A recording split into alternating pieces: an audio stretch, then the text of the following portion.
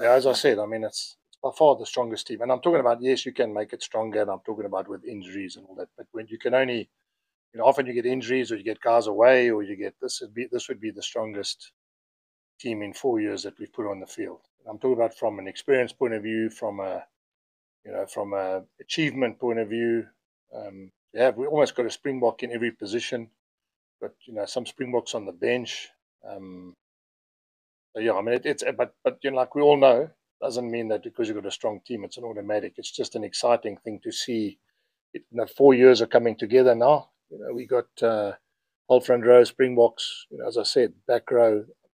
That team could almost, as it is, that pack of forwards could almost play international rugby as a group, which is I saw Simon's reaction as we were reading it out, and he was exactly that. It's exciting team.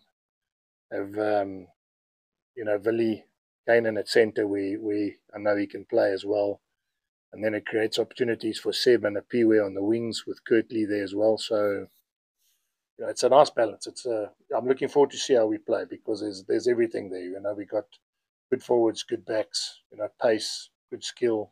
So, but I must reinforce. I'm not saying therefore it's there's still a job to be done, and it's still still a big game against Ulster, who we also have managed not to to roll over because they're a good team, and they've toured well in South Africa. They might not have got all the results, but they've toured well in South Africa. Came close twice to beating Stormers in the year they won in Cape Town. So it's going to be a tough game. Just young will you be a swinger in the front row now? Yeah, I don't know about that. I'm going to give you some feedback. Simpiwe was in hospital with a heart thing this week. And so it's actually a blessing in disguise that Jan Hendrik played prop, a lucid prop for South Africa, because it means that we can use him there. I still am very, very sure that he can be a hooker, and especially with the props we have in South Africa. If you go through Ox and Gerard and Nchunu and all the guys who can play lucid there, he's waiting in terms of that position going to be much longer than hooker, I think, and that's why part of what I want to do is try and give him an opportunity to play both. But I'm not going to move him away from the fact that I still want him to be a hooker. But for now, with Simpiwe in hospital, obviously, he got like a virus. That's again on Saturday, didn't tell anybody, just wanted to play, and then post the game when the doc sent him in, the heart surgeon said must put him in hospital for a couple of days. So it's not as it's serious. So I just don't want to risk that. And at least now we got Jan Hendrik who wants to play both.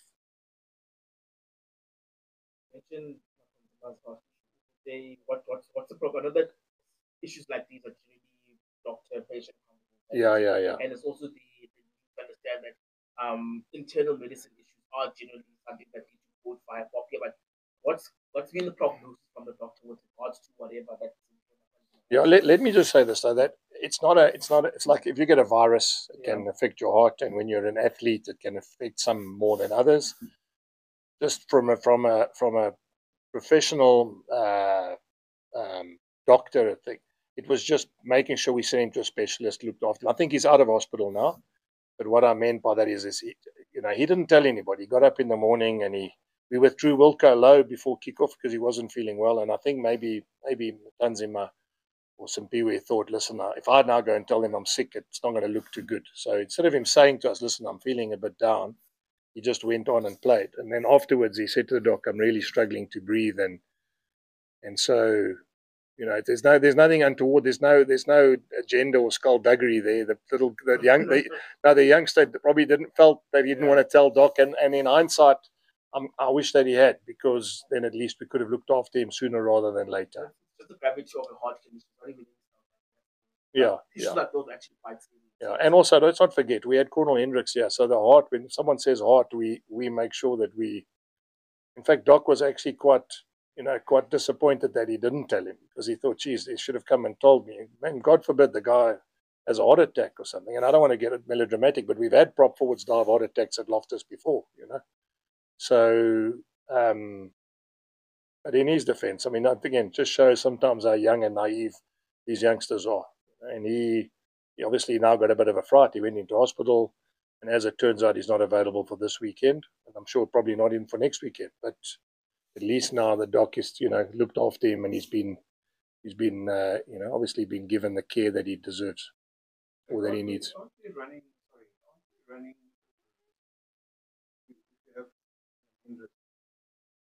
He's a talented guy, and you've made your statement as far as what you want to do. Right? And you're old enough to understand and remember Lance Sherrill, Brent Russell. Yes. Those guys that were chosen because of their versatility. Yeah. In more than one position. The length of their play, their career suddenly stops because it becomes a conundrum. Yeah. Yeah. Aren't you scared of that? But I'm going to tell you something interesting, Simon. I think that's changed completely. I think the fact that you're more versatile and more available to play different positions, probably in today's times, it's probably better. In the old days, it was probably Achilles' heel for a guy like Brent Russell, and was, as you say, being a master of everything. Sorry, being a master of none, but a jack of all trades is one thing. But I think that the whole dynamic's changed now. I think if you can play different positions, the fact that you have substitutes with 7-1 splits and 6-2 splits and all that sort of thing, I think it can count in your favor. But saying that, I just think from a pecking order point of view, a 22-year-old lucid prop is okay. A 22-year-old hooker is better because you can get away with it. Because just a 25, 26, 27, 28-year-old, even a 30-year-old prop just is older and stronger as he gets more mature. And in Jan Hendrik's case, it's a bit like when I had John Smith. He's too good not to have him on the field, and he's too good not to fast track him. And if I look at the box setup, and again, because I'm lucky enough to understand the box because I was there, you got Gerard's going to be, he's young. You got Ox, is young. Mchunu from the Sharks is young. Kitsi, I didn't mention him because he's been injured, but he's still around. So on the pecking order of loose heads, and I'm obviously not a national coach or selector now, but you would think that a 22-year-old lucid prop is not going to jump ahead of those guys, significantly. Whereas I'm 100% sure if you look at the hookers in South Africa, and a lot of spoken about when Bongi finishes and Malcolm finishes, who is the next guy?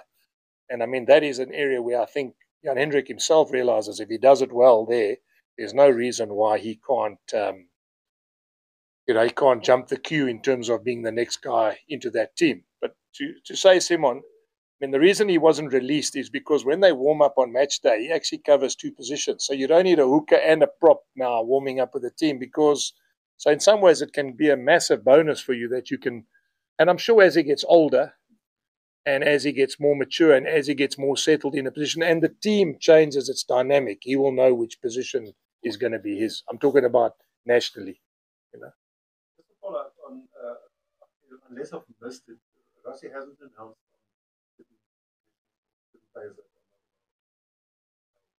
No. You mean in terms of now? No, it's an interesting debate, and I think it's important that you guys understand this. If a guy doesn't play now, and he doesn't play, we got 3-week tour. We got a game in 3 weeks. That's 4 weeks. That's a month. And they get together and they play Scotland. You could have a situation where 2/3 of the national team haven't played a rugby game for 6 weeks. Now, I'm not sure if that's a positive or a negative for the box. I'm talking about from the setup point of view, the planning point of view. If you play now, is it going to count in your favor or against you? So it's a very difficult one because in some ways I'm quite keen to rest some guys, but then are they going to be match ready by the time they run out against Scotland? And it's funny, the youngsters, they don't know if they're going to go. And then the other thing is you rest them, and then they don't get selected. And so what we don't want, and I want this to be understood, and I'm sure you all understand, no player at the Bulls is going to manage himself for the national setup. That's not going to happen. So the Bulls are going to play for the Bulls, and yes, we want every guy to be a Springbok, but I'm not going to start managing players so they can only play test match rugby. Are you having discussions with No.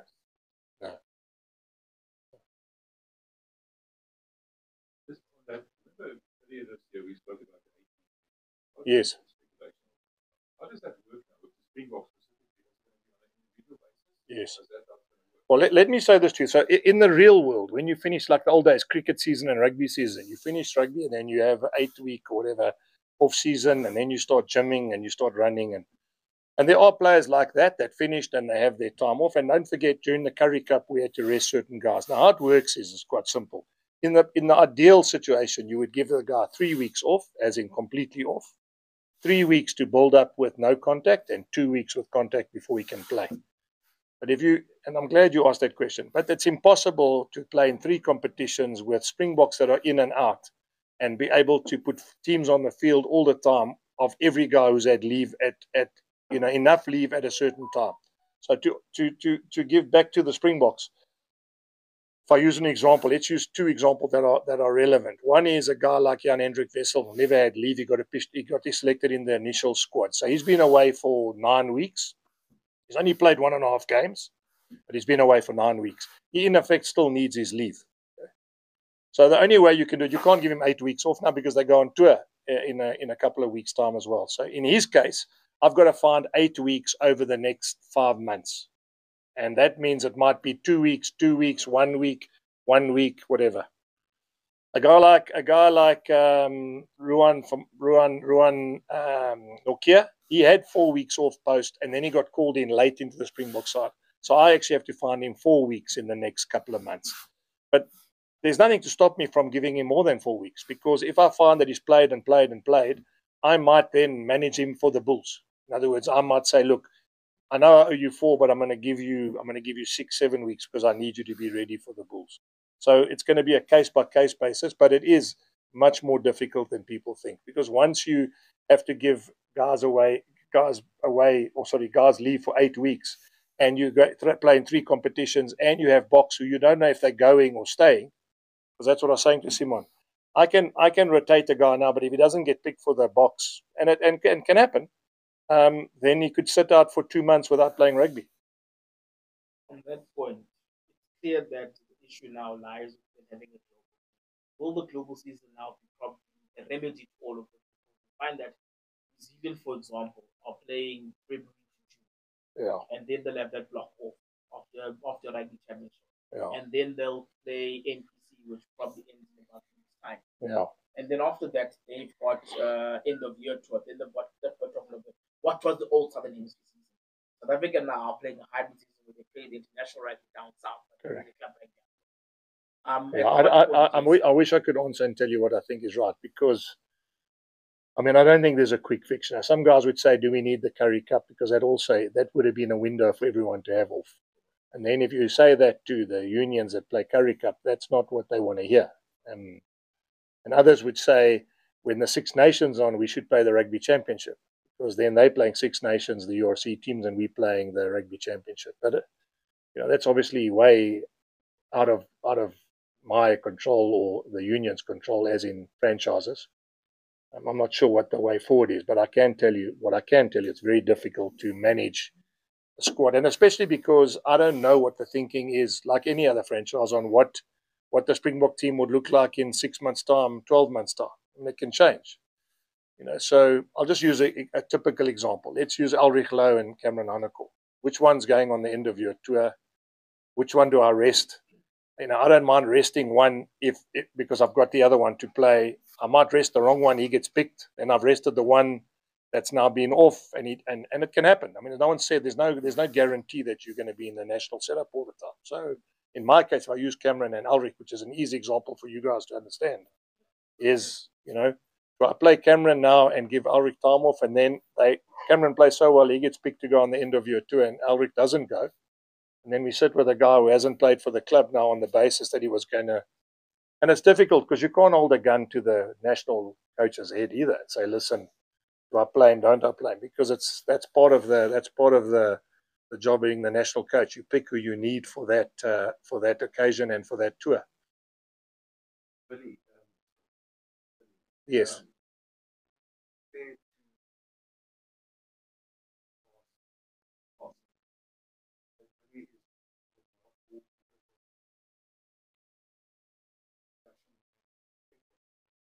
No. I think, to be fair to Willie, I'm going to tell you, I wish, I've said this to you many times, Simon, I wish people would appreciate how good he really is. 97 tests for South Africa. He's on the brink of becoming think the 13th Springbok, whatever, to play 100 Test matches. That's an incredible achievement for anyone in this country over a decade of more than a decade of playing professional rugby. I think that oversensitivity of the mothballing and that, I don't think that's the case. I think a guy like Fassi played really well. Now, like anything, it puts pressure on any player that's an incumbent. In my case, he's stepping up to the mark now for me because I've got Goosen out and I've got Devin Williams out and I've got and he needs to have 8 weeks off because he was in the initial squad. Even though he didn't play every test, he needs time off. I'm going to have to find a way in which I can allow him to have that time off. But at this point, I can only sing his praises by he's helping us out. You know, even though he's on the brink of 100 tests, he still plays for his club. You know, don't underestimate the value of what senior players do for your club when they are like that. You know, Kirtley playing with an injury in the final with a plate in his face. You know, Gerard Steenkamp strapping his knee in a game when we needed him. You know, Willie doing this.